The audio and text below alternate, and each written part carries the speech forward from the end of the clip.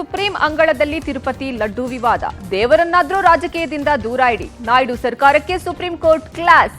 3 ಗೆಳೆಯರು ಹೋಗಿದ್ದು ತಿರುಪತಿಗೆ, ವಾಪಸ್ ಬಂದಿದ್ದು 2. ಅದರಲ್ಲೊಬ್ಬ ಸುಸೈಡ್. ಹುಬ್ಬಳ್ಳಿಯಲ್ಲಿ ಮಿಸ್ಸಿಂಗ್ ಅಂಡ್ ಸೂಸೈಡ್ ಮಿಸ್ಟ್ರಿ. ನೇಪಾಳದಲ್ಲಿ ರೌದ್ರ ರೂಪ ತಾಳಿದ ವರುಣ. 200ರ ಗಡಿ ತಲುಪಿದ ಸಾವಿನ ಸಂಖ್ಯೆ. ಇದರ ಜೊತೆಗೆ ಮತ್ತಷ್ಟು ಸುದ್ದಿಗಳನ್ನು ನೋಡ್ತಾ ಹೋಗೋಣ ಕರ್ನಾಟಕ ಟಾಪ್ 20ಯಲ್ಲಿ. ತಿರುಪತಿ ಲಡ್ಡು ಪ್ರಸಾದದಲ್ಲಿ ಕಲಬೆರಕೆ ವಿವಾದ ಸುಪ್ರೀಂ ಕೋರ್ಟ್ ಮೆಟ್ಟಿಲೇರಿದೆ. ಇವತ್ತು ಸುಪ್ರೀಂ ಕೋರ್ಟ್ಗೆ ಸಲ್ಲಿಕೆಯಾಗಿದ್ದ ಅರ್ಜಿಗಳ ವಿಚಾರಣೆ ನಡೆದಿದ್ದು, ನ್ಯಾಯಮೂರ್ತಿಗಳು ಚಂದ್ರಬಾಬು ನಾಯ್ಡು ಸರ್ಕಾರಕ್ಕೆ ಕ್ಲಾಸ್ ತೆಗೆದುಕೊಂಡಿದೆ. ಕನಿಷ್ಠ ದೇವರನ್ನಾದರೂ ರಾಜಕೀಯದಿಂದ ದೂರವಿಡಿ ಅಂತ ಆಂಧ್ರಪ್ರದೇಶ ಸರ್ಕಾರಕ್ಕೆ ಸುಪ್ರೀಂ ಕೋರ್ಟ್ ಕ್ಲಾಸ್ ತೆಗೆದುಕೊಂಡಿದೆ. ತಿರುಮಲ ಲಡ್ಡು ತಯಾರಿಕೆಗೆ ಕಲಬೆರಕೆಯ ತುಪ್ಪವನ್ನ ಬಳಸಲಾಗಿದೆ ಎಂಬುದು ಸ್ಪಷ್ಟವಾಗದಿರುವಾಗ ಮಾಧ್ಯಮಗಳಲ್ಲಿ ಹೇಳಿಕೆ ನೀಡುವ ಅಗತ್ಯ ಏನಿತ್ತು ಅಂತ ಕಟುವಾಗಿ ಪ್ರಶ್ನಿಸಿದೆ. ಕೊಬ್ಬು ಮಿಶ್ರಿತ ತುಪ್ಪ ಬಳಸಲಾಗಿದೆ ಎಂಬುದಕ್ಕೆ ಪುರಾವೆಯಲ್ಲಿದೆ. ಅದೇ ತುಪ್ಪವನ್ನ ಬಳಸಲಾಗಿದೆ ಅಂತ ಎಲ್ಲಿಯೂ ಕೂಡ ಸ್ಪಷ್ಟವಾಗಿಲ್ಲ ಅಂದಿದೆ. ನೀವು ಸಾಂವಿಧಾನಿಕ ಕಚೇರಿ ಹೊಂದಿರುವಾಗ ನೀವು ದೇವರನ್ನ ರಾಜಕಾರಣದಿಂದ ದೂರ ಇರಿಸುತ್ತೀರಿ ಅಂತ ನಾವು ನಿರೀಕ್ಷಿಸುತ್ತೇವೆ. ಲ್ಯಾಬ್ ವರದಿ ಜುಲೈನಲ್ಲಿ ಬಂದಿದೆ. ನಿಮ್ಮ ಹೇಳಿಕೆ ಸೆಪ್ಟೆಂಬರ್ನಲ್ಲಿ ಬಂದಿದೆ. ಹಾಗೆಯೇ ವರದಿ ಕೂಡ ಸ್ಪಷ್ಟವಾಗಿಯೂ ಇಲ್ಲ ಅಂತ ನ್ಯಾಯಮೂರ್ತಿ ಬಿಆರ್ ಗವಾಯಿ ಅಭಿಪ್ರಾಯಪಟ್ಟಿದ್ದಾರೆ. ಆಂಧ್ರಪ್ರದೇಶ ಸರ್ಕಾರದ ಪರ ಮುಕುಲ್ ರೋಹಟಗಿ ವಾದವನ್ನ ಮಂಡಿಸಿದರು. ವಿಚಾರಣೆಯನ್ನ ಅಕ್ಟೋಬರ್ 3ಕ್ಕೆ ಮುಂದೂಡಿಕೆಯಾಗಿದೆ. ಈ ನಡುವೆ ತಿರುಪತಿಗೆ ಎಸ್ಐಟಿ ತಂಡ ಭೇಟಿಯನ್ನ ನೀಡಿ ಪರಿಶೀಲಿಸಿದೆ. ಕಲಬುರಗಿಯಲ್ಲಿ ಉದ್ಯಮಿಗೆ ಹನಿ ಟ್ರ್ಯಾಪ್ ಪ್ರಕರಣ ಈ ಭಾಗದಲ್ಲಿ ಭಾರಿ ಸದ್ದು ಮಾಡಿತ್ತು. ಪ್ರಕರಣದ ಸಂಬಂಧ ಸ್ಟೇಷನ್ ಬಜಾರ್ ಪೊಲೀಸ್ ಠಾಣೆಯಲ್ಲಿ ಪ್ರಕರಣ ದಾಖಲಾಗಿದ್ದು, ರಾಜು ಲೆಂಗಂಟಿ, ಪ್ರಭುಲಿಂಗ, ಯುವತಿ ಸೇರಿ 9 ಜನರ ವಿರುದ್ಧ ದೂರು ದಾಖಲಾಗಿದೆ. ಹೋಲ್ಸೇಲ್ ಬಳೆ ಅಂಗಡಿಯ ಮಾಲೀಕನಿಗೆ ಹನಿ ಟ್ರ್ಯಾಪ್ ಮಾಡಿದ್ದು, ಯುವತಿಯ ಮೊಬೈಲ್ ಮೂಲಕ ಉದ್ಯಮಿಗೆ ಪರಿಚಯ ಮಾಡಿಕೊಂಡಿದ್ಲು.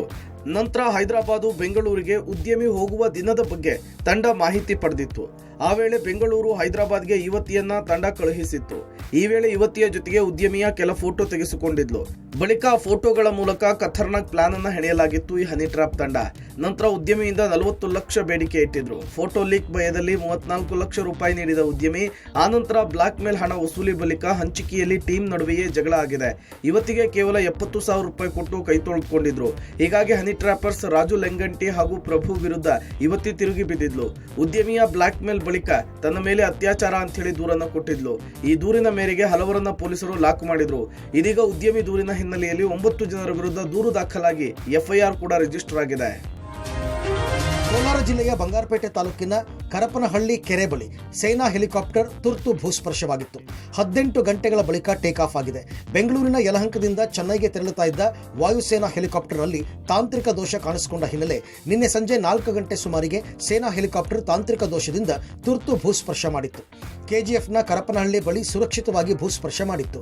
ಓರ್ವ ಮಹಿಳಾ ಪೈಲಟ್ ಸೇರಿದಂತೆ 2 ಸಿಬ್ಬಂದಿ ಇದ್ದರು.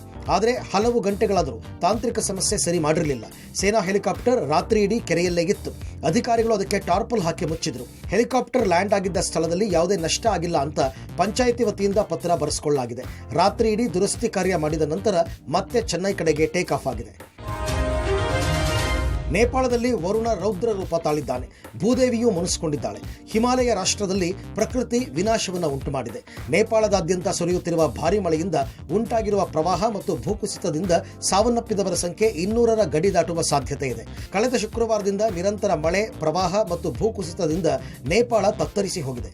ಮಳೆ, ಭೂಕುಸಿತ ಮತ್ತು ಪ್ರವಾಹದಲ್ಲಿ ಕನಿಷ್ಠ 19ಕ್ಕೂ ಹೆಚ್ಚು ಜನರು ಸಾವನ್ನಪ್ಪಿದ್ದಾರೆ ಅಂತ ತಿಳಿದು ಬಂದಿದೆ. ಹುಡುಕಾಟ ಕಾರ್ಯಾಚರಣೆ, ರಕ್ಷಣೆ ಮತ್ತು ಪರಿಹಾರ ಕಾರ್ಯಾಚರಣೆ ತೀವ್ರಗತಿಯಲ್ಲಿ ಸಾಗ್ತಾ ಇದೆ.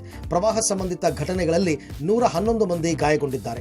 ನೇಪಾಳ ಸೇನೆ ರಕ್ಷಣಾ ತಂಡಗಳಿಂದ 4,000ಕ್ಕೂ ಅಧಿಕ ಮಂದಿಯ ರಕ್ಷಣೆ ಮಾಡಲಾಗಿದೆ.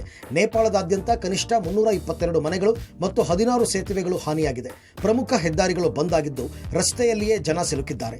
ಸಂಚಾರವನ್ನು ಪುನರಾರಂಭಿಸಲು ಅಡಚಣೆಯಾಗಿರುವ ಹೆದ್ದಾರಿಗಳನ್ನು ತೆರವುಗೊಳಿಸಲು ಪ್ರಯತ್ನಗಳು ನಡೀತಾ ಇವೆ.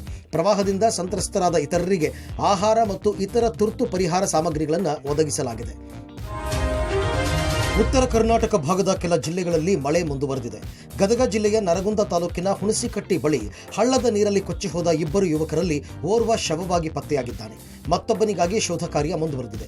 25 ವರ್ಷದ ಶಿವಪ್ಪ ಅವರಾದಿ ಎಂಬ ಯುವಕನ ಶವ ಪತ್ತೆಯಾಗಿದೆ. 26 ವರ್ಷದ ಮಣಿಕಂಠ ಮಲ್ಲಾಪುರ ಎಂಬ ಯುವಕನಿಗೆ ಶೋಧ ಕಾರ್ಯ ಮುಂದುವರೆದಿದೆ. ನರಗುಂದ ಹಾಗೂ ಹುಣಸಿಕಟ್ಟಿ ನಡುವಿನ ಒಡ್ಡಿನ ಹಳ್ಳ ರಭಸವಾಗಿ ಹರಿತಾ ಇದ್ದು ಅದನ್ನು ಲೆಕ್ಕಿಸದೆ ಹಳ್ಳ ದಾಟಲು ದುಸ್ಸಾಹಸಕ್ಕೆ ಮುಂದಾಗಿದ್ದರು. ಈ ವೇಳೆ ನೀರಿನ ರಭಸ 2 ಯುವಕರು ಕೊಚ್ಚಿ ಹೋಗಿದ್ರು. ಬಾಗಲಕೋಟೆ ಜಿಲ್ಲೆ ಹುನಗುಂದ ತಾಲೂಕಿನ ಮೂಗನೂರು ಗ್ರಾಮದಲ್ಲಿ ನೀರಲ್ಲಿ ರೈತ ಕೊಚ್ಚಿ ಹೋಗಿ ಮೃತಪಟ್ಟಿದ್ದಾನೆ. ಬೈಕ್ನಲ್ಲಿ ರಾತ್ರಿ ಸೇತುವೆ ದಾಟುವಾಗ ಮಲ್ಲಪ್ಪ, ಶಿವಪ್ಪ, ಬಸವನಾಳ ನೀರಲ್ಲಿ ಕೊಚ್ಚಿ ಹೋಗಿದ್ದಾರೆ. ಹೋಗಿದ್ದಾನೆ. ಸೇತುವೆ ಪಕ್ಕ ಬಿದ್ದ ಬೈಕ್, ಹಳ್ಳದ ಪಕ್ಕ ಮುಳ್ಳುಕಂಟಿಯಲ್ಲಿ ರೈತನ ಶವ ಪತ್ತೆಯಾಗಿದೆ. ಇನ್ನು ಮೈಸೂರು ಭಾಗದಲ್ಲಿ ಧಾರಾಕಾರ ಮಳೆಗೆ 100 ಎಕರೆ ಭತ್ತದ ಬೆಳೆ ನೀರು ಪಾಲಾಗಿದೆ. ಟಿ ನರಸೀಪುರ ತಾಲೂಕಿನ ಬನ್ನೂರು, ಅತ್ತಹಳ್ಳಿ ಸೇರಿದಂತೆ ಹಲವೆಡೆ ಮಳೆ ನೀರಿನಿಂದ ಭತ್ತದ ಬೆಳೆ ಜಲಾವೃತಗೊಂಡಿದೆ. ಇತ್ತ ಕೋಲಾರ ಜಿಲ್ಲೆ ಬಂಗಾರಪೇಟೆ ತಾಲೂಕಿನ ಬೂದಿಕೋಟೆ ಗ್ರಾಮದಲ್ಲಿ ಮಳೆಗಾಗಿ ಗ್ರಾಮಸ್ಥರು ವಿಶೇಷ ಪೂಜೆ ಮಾಡಿದ್ದಾರೆ. ಬಾಲಿವುಡ್ ಹಿರಿಯ ನಟ ಮಿಥುನ್ ಚಕ್ರವರ್ತಿಗೆ ಭಾರತೀಯ ಚಲನಚಿತ್ರೋದ್ಯಮದ ಅತ್ಯುನ್ನತ ಗೌರವ ಲಭಿಸಿದೆ.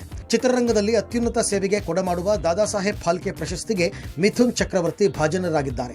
ಭಾರತೀಯ ಚಿತ್ರರಂಗದಲ್ಲಿ ಅವರು ಸವೆಸಿದ ಪ್ರಯಾಣ ಹಾಗೂ ಸಿನಿರಂಗಕ್ಕೆ ನೀಡಿದ ಕೊಡುಗೆಗಾಗಿ ಈ ಪ್ರತಿಷ್ಠಿತ ಪ್ರಶಸ್ತಿ ನೀಡಿ ಗೌರವಿಸಲಾಗುತ್ತಿದೆ ಅಂತ ಕೇಂದ್ರ ಸಚಿವ ಅಶ್ವಿನಿ ವೈಷ್ಣವ್ ತಿಳಿಸಿದ್ದಾರೆ. ಅಕ್ಟೋಬರ್ 8ರಂದು ನಡೆಯುವ ನ್ಯಾಷನಲ್ ಫಿಲ್ಮ್ ಅವಾರ್ಡ್ ಸಮಾರಂಭದಲ್ಲಿ ಮಿಥುನ್ ಚಕ್ರವರ್ತಿ ಅವರಿಗೆ ಪ್ರದಾನ ಮಾಡಲಾಗುವುದು ಅಂತ ತಿಳಿಸಿದ್ದಾರೆ. ಭಾರತದ ಅತ್ಯುನ್ನತ ಪ್ರಶಸ್ತಿಗಳಲ್ಲಿ ಒಂದಾದ ಪದ್ಮಭೂಷಣ ಪಡೆದ ಕೆಲವೇ ತಿಂಗಳಲ್ಲಿ ಮಿಥುನ್ ಚಕ್ರವರ್ತಿ ಅವರಿಗೆ ದಾದಾ ಸಾಹೇಬ್ ಫಾಲ್ಕೆ ಪ್ರಶಸ್ತಿ ನೀಡಿ ಗೌರವಿಸಲಾಗ್ತಾ ಇದೆ. ಮಿಥುನ್ ಚಕ್ರವರ್ತಿ ಕೇವಲ ನಟರಷ್ಟೇ ಅಲ್ಲ, ಟಿವಿ ನಿರೂಪಕ, ನಿರ್ಮಾಪಕ, ರಾಜಕಾರಣಿಯಾಗಿದ್ದಾರೆ.